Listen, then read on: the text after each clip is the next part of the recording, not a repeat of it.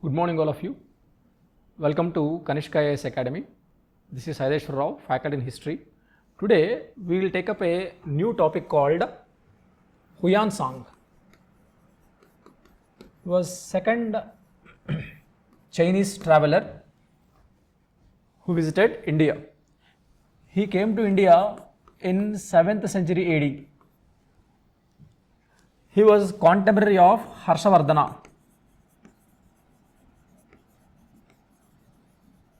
Harshavardhana. Like HUIEN, he came from China. From China, he moved towards the west and crossed Samarkand and reached Gandhara, and finally he reached Kanauj. Kanauj was the capital of Harsha. And he stayed at Harsha's court more than 8 years. More than 8 years. He extensively travelled across the India. And he went to Kashmir. There he mentioned about the Durlabha Vardhana of Karkotaka dynasty.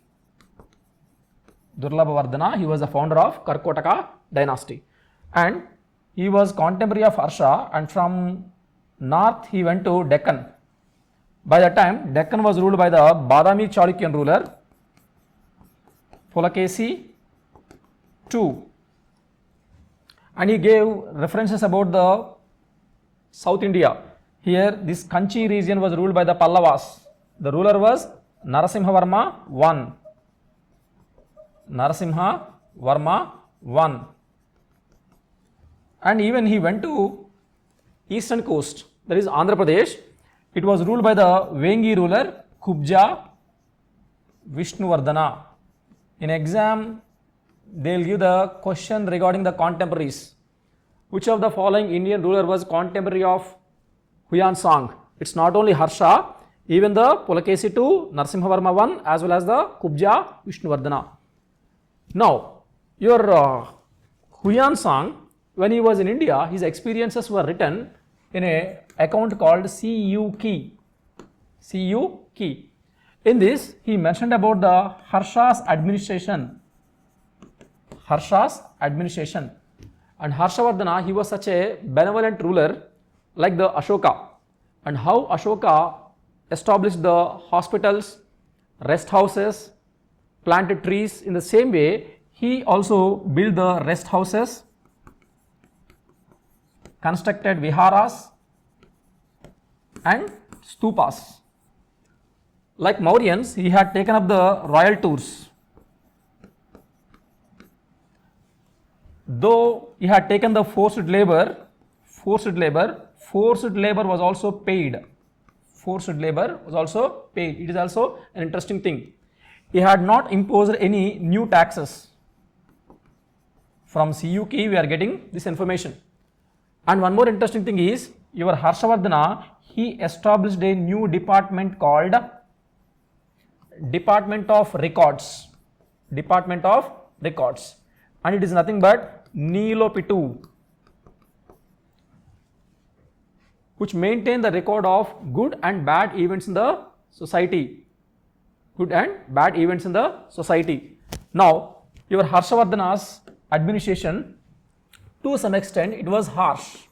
Criminal justice system was harsh. Severe punishments were given for the criminals. There was no trial by jury, it was only trial by ordeal. Trial by ordeal. From the writings of HUIEN song, what we can understand, crime rate was also high. Crime rate was also high because HUIEN song was robbed for twice. But whereas in the case of HUIEN was not at all attacked, robbed, molested when he travelled across the India. And one more thing is, during the Harsha's reign, communal conflicts were also rampant among the Jains, Buddhists, as well as the Vaishnavites and Shaivites. To calm down these communal conflicts, your Harshavardhana, he started Mahamoksha Parishad. for every 5 years. Around 21 days, all the heads of religions, they meet at a place and they discuss about the concepts. They exchange their views. On the last day, your Harshavardhana, he donated whatever the wealth he had. Even his personal garments and personal clothes were also distributed to the religious gurus and the monks. And Mahamoksha Parishad. Apart from this, he also mentioned about the Indian society and discussed about the nature of Indians. According to him, Indians were hasty and high temper, but the people are having the pure and moral characters. And one more thing is, in Indian society, we have the women. And within the women, we have the women belongs to higher class and women belongs to lower class. Women belongs to higher class means the royal women. Royal women.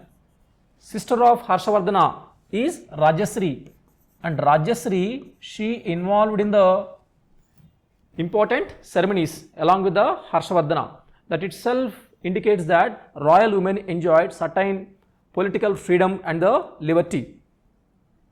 But in the society, there are certain customs like Swayamvara has been still practiced. Polygamy was rampant. Sati system has been continued. And he also discussed about the dietary practices. Dietary practices. As well as dressing pattern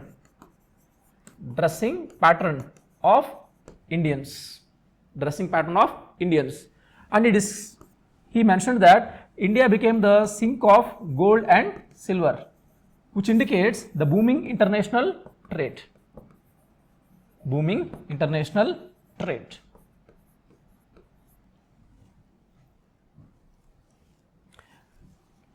One more interesting aspect is, when Huian Song visited India, we have Nalanda University. Nalanda University. Nalanda University was established by Kumara Gupta. And this Nalanda University, by that time it was a world-renowned university.